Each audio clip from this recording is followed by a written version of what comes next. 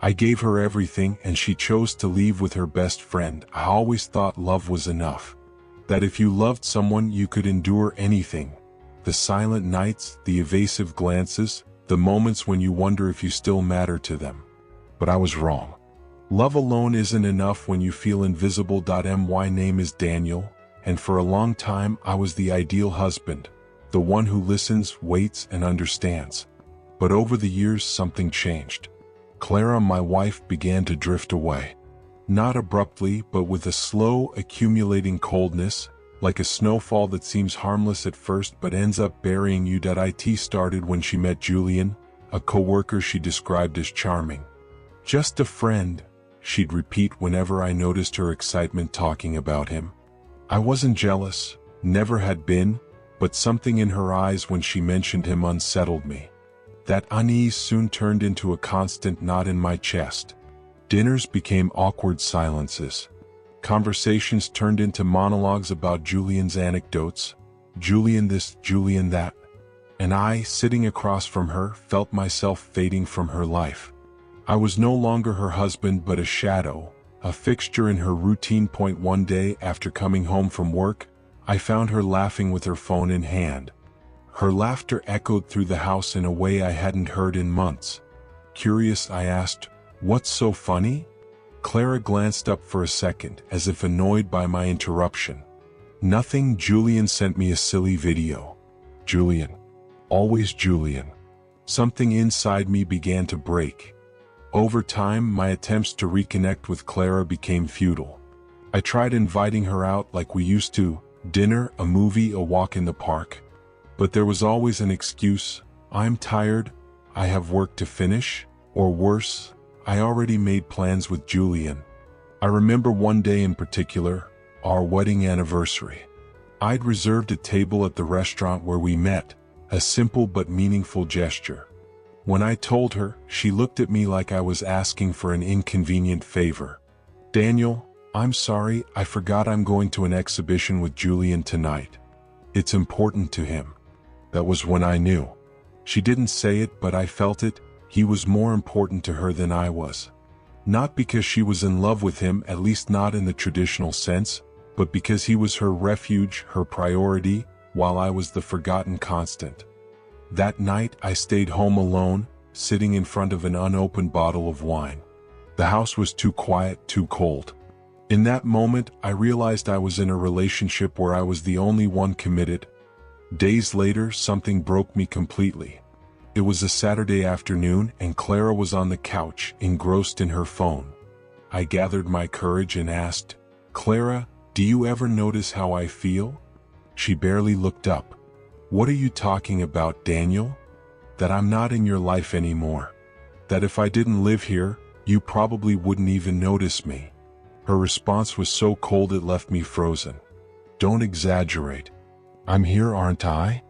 That's when I knew there was nothing I could do to change how she felt. I wasn't her refuge or her happiness, just a presence. After that conversation, something in me shifted. It wasn't anger or sadness, but an odd calm, like my mind had finally clicked. I realized I'd spent too long waiting for something that wasn't going to happen. Clara wouldn't look at me the way she did on our wedding day. She wouldn't put me first because she no longer wanted to. The final straw came one winter night. I'd prepared dinner, something I hadn't done in months because I saw no point. But some part of me wanted to try one last time, as if a small spark of hope needed extinguishing. I lit candles, played her favorite music, made her favorite dish. When Clara arrived, she didn't notice.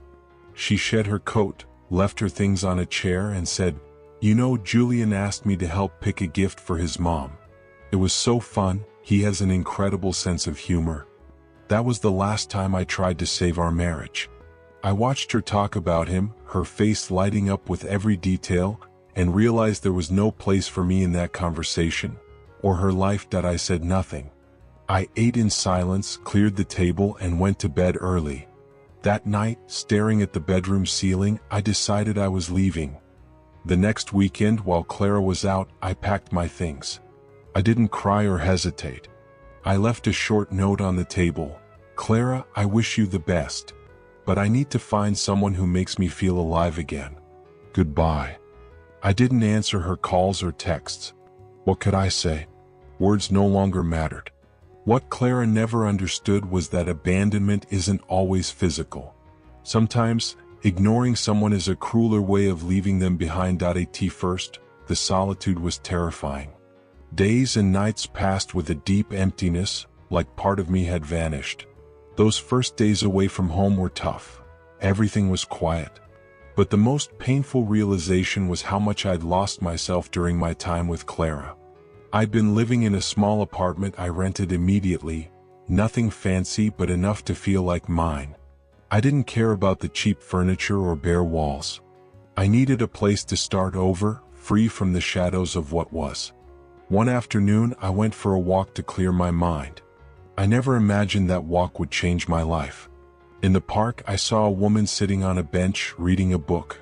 She had long, dark hair, and though I didn't know her, something about her presence drew me in. Without overthinking, I approached. "What are you reading?" I asked with a shy smile. She looked up, surprised, then smiled warmly. "A mystery novel. Do you like books?"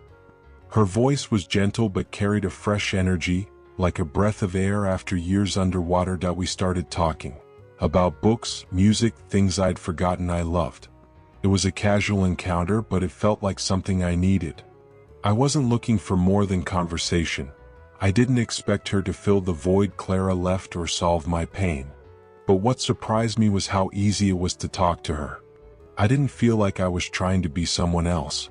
She listened, she saw me, and that was enough. Her name was Valeria, and she was different from anyone I'd met. It wasn't a superficial connection or fleeting attraction. Valeria offered something I didn't know I needed, a touch of humanity amid my life's storm. That simple park conversation shifted my perspective. At first, I thought I just needed a distraction, a way to fill the void Clara left, but Valeria was different. She was genuine. She asked about me, my passions, desires, fears. I'd almost forgotten what it felt like to be interesting to someone, to have someone care about knowing the real me. Over the days we saw each other more, coffee shops, city walks, sharing life stories without pressure. It was a connection that grew naturally. She didn't ask for anything, no expectations, no promises. She was just there, present, ready to listen and share her world with me. One night after dinner, we walked down a quiet street when Valeria stopped and looked at me with warm eyes that seemed to see beyond the surface. "Daniel, have you noticed something?" she asked. "What?" "That you've been in a relationship so long that didn't let you be yourself. You can barely remember what makes you happy." Her voice wasn't accusatory or critical, just an honest observation. And in that moment, I realized she was right. I'd spent so long seeking validation from someone who never truly saw me that I'd forgotten who I was. Valeria didn't see me as a past mistake or a new project. She saw me as I am, flaws and all, and that brought a calm I hadn't felt in years. "It's funny," I said, stopping in front of her. "For so long, I thought love meant sacrificing yourself, forgetting yourself for the other person's sake. But I don't think I ever learned to love myself first."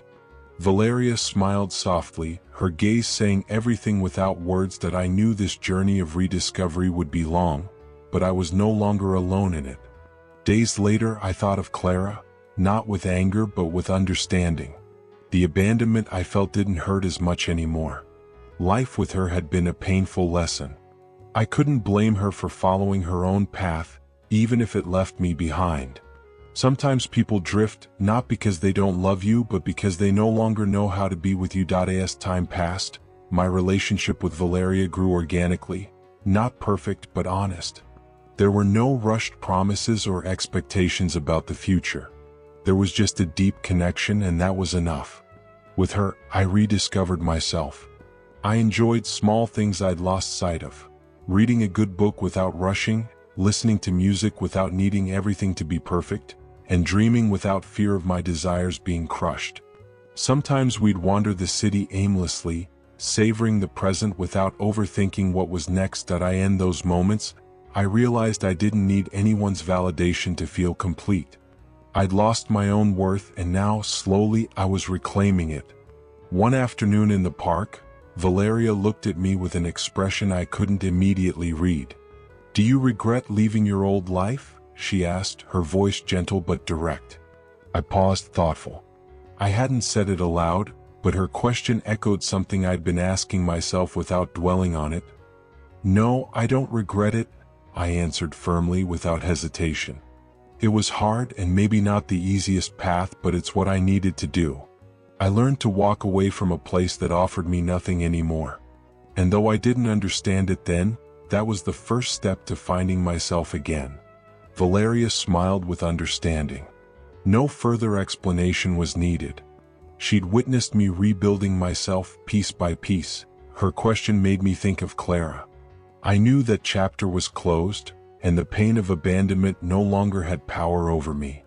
I didn't see her as the center of my world anymore, but as a lesson that led me to discover a part of myself I didn't know. A week later, I was in a cafe, staring at missed calls from Clara on my phone. For some reason, I had no desire to call back. I no longer felt the desperate need for answers or to justify my choices. I'd stopped being her shadow and started being me. Suddenly, I felt a light touch on my shoulder. Turning, I saw Valeria smiling across the table. "Thinking about something important?" she asked with her usual warmth. "Yeah," I said, pausing to look at her with deep gratitude. "About what's important? About who I am now." In those days, I understood that true liberation isn't just escaping a relationship. It's realizing you don't need anyone to validate you. What matters is how you see yourself. And when you learn to love yourself, the world can finally see who you really are.